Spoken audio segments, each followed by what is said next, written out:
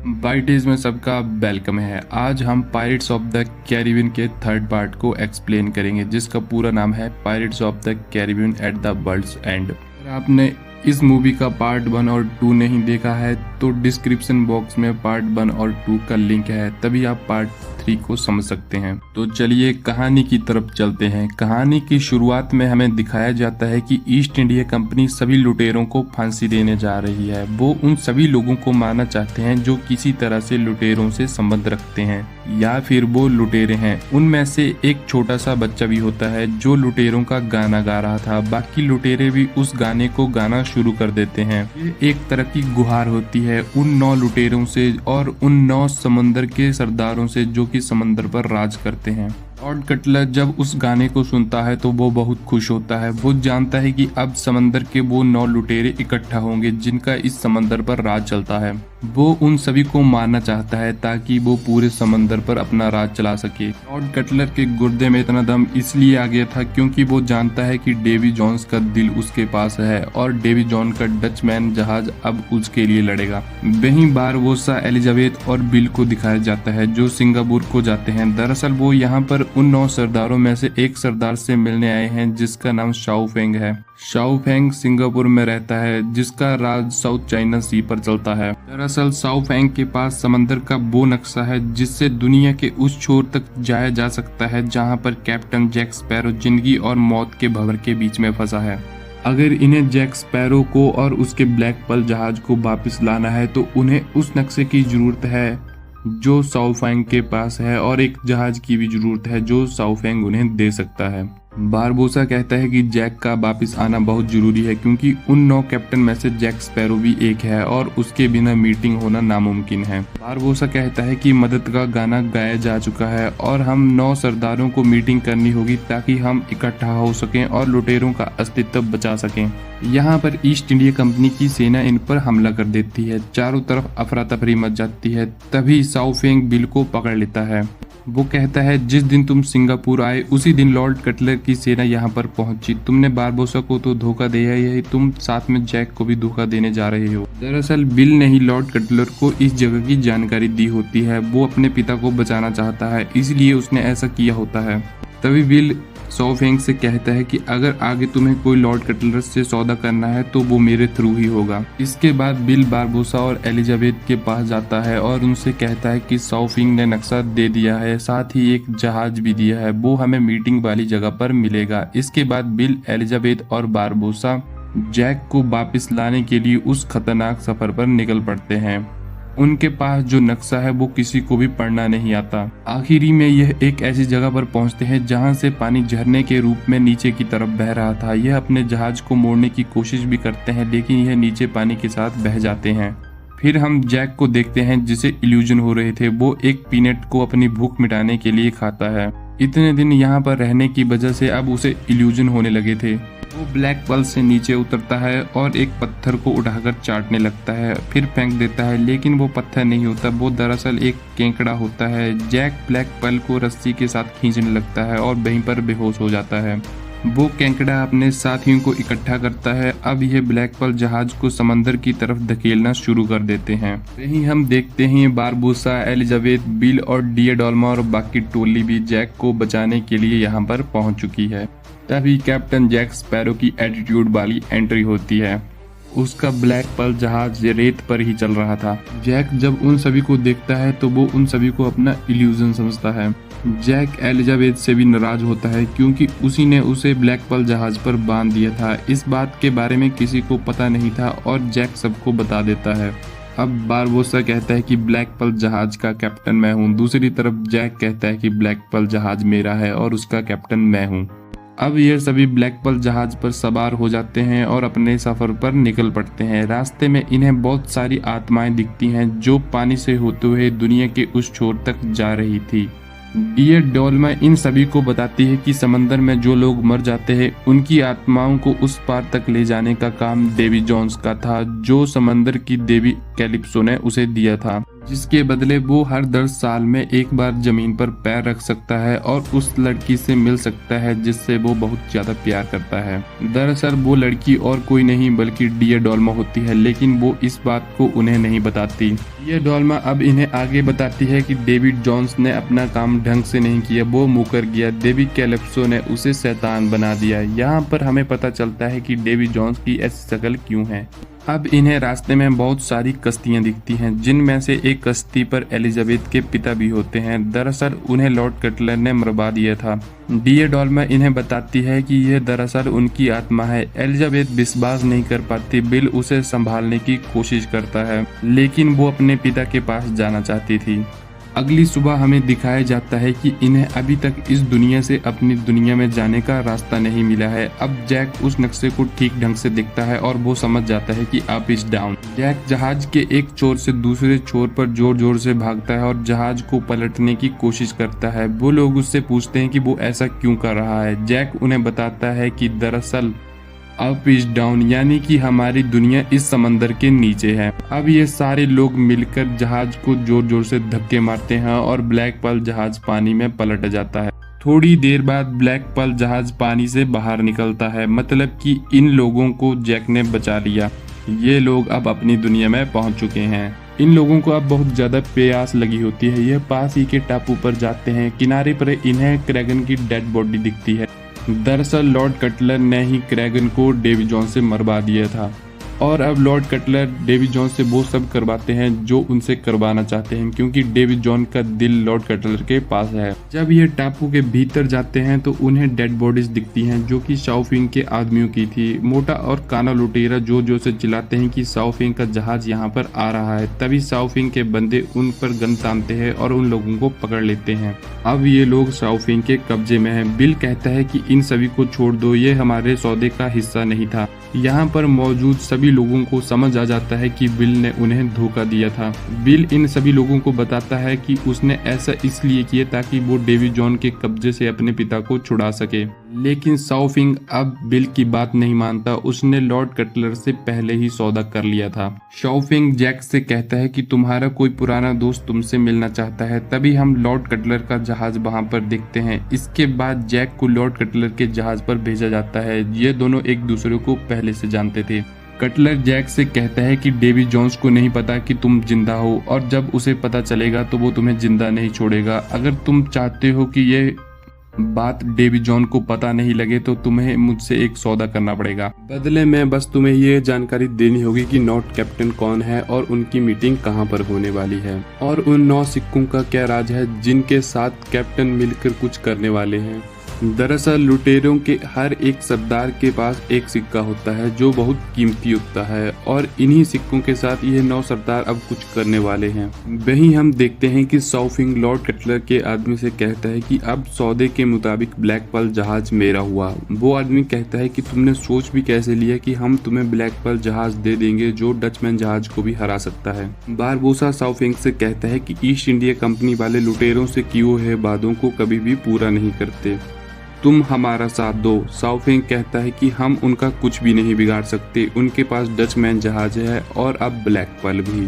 Barbosa कहता है कि हमारे पास समंदर की देवी कैलिप्सो है, वो भी इसी जहाज पर औरत के रूप में मौजूद है। बारबोसा कहता है कि मुझे उन 9 सरदारों के सिक्के चाहिए ताकि हम देवी कैलिप्सो की शक्तियों का इस्तेमाल कर सकें और हम 9 सरदारों को मिलकर एक मीटिंग करनी होगी ताकि हम अपना अस्तित्व बचा सके। शाओफिंग को लगता है कि जिस इंसान के अंदर देवी कैलिप्सो का वास है वो कोई और नहीं बल्कि एलिजाबेथ है। इसलिए वो बारबोसा से कहता है कि तुम्हें एलिजाबेथ को मुझे देना होगा, बदले में तुम ब्लैक पर्ल जहाज को रख सकते हो। एलिजाबेथ को भी यहाँ से निकलना है, उसे कोई और रास्ता नहीं दिखता, इसलिए वो मान जाती है।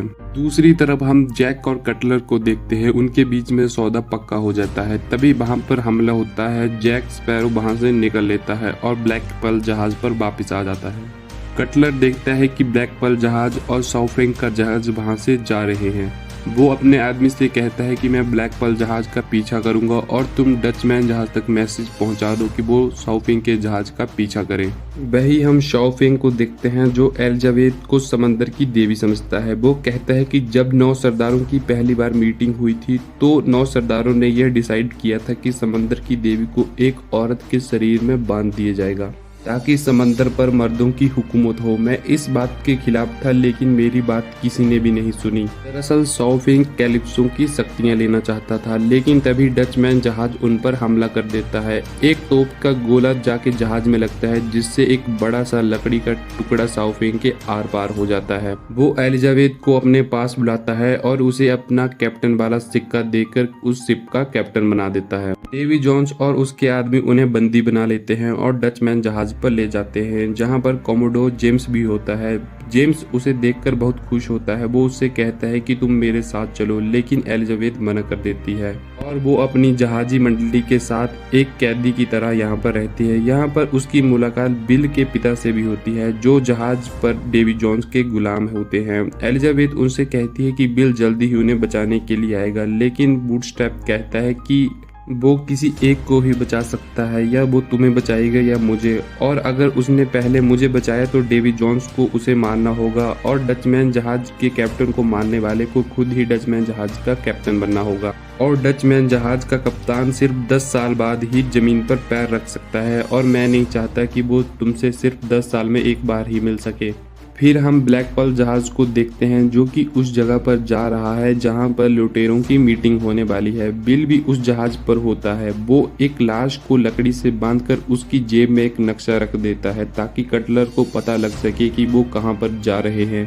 जैक उसे ऐसा करता हुआ देख लेता है। उसे वो अपना कंपास देता है और पानी में फेंक देता है। फिर हम डचमैन जहाज में देखते हैं कि जेम्स एलिजाबेथ और उसके साथियों को छोड़ देता है लेकिन तभी बिल के पिता वहां पर आ जाते हैं जिनकी दिमागी हालत अब ठीक नहीं है। वो जेम्स को मार देते हैं। वहीं हम बिल को देखते हैं जो लॉर्ड कटलर के जहाज पर पहुंच चुका है। वहां पर डेवी जोन्स आ जाता है। बिल उसे बताता है कि जैक जिंदा है और यह 9 सरदार एक मीटिंग करने वाले हैं। समंदर की देवी को फिर से आजाद करना चाहते हैं। डेवी जोन्स बताता है कि जब देवी कैलिप्सो को बंदी बनाकर इंसान के शरीर में डाला गया था उसका वेद मैंने ही उन्हें बताया था, तभी 9 सरदार ऐसा कर पाए थे। बिल लॉर्ड कटलर से कहता है कि मैं तुम्हें उस जगह पर ले जाऊंगा जहां पर ये 9 सरदार मिलने वाले हैं। बदले में तुम्हें मेरे पिता को डेवी जोन्स के जहाज से आजाद कराना होगा और इनकी डील डन हो जाती है। वही हमें दिखाया जाता है कि 9 सरदार इकट्ठा हो चुके हैं। उनमें एक एलिजाबेथ भी होती है। ये 9 सरदार एक दूसरे की बात नहीं मानते हैं। तभी इनमें वोटिंग होती है ताकि वो एक मेन राजा को चुन सकें।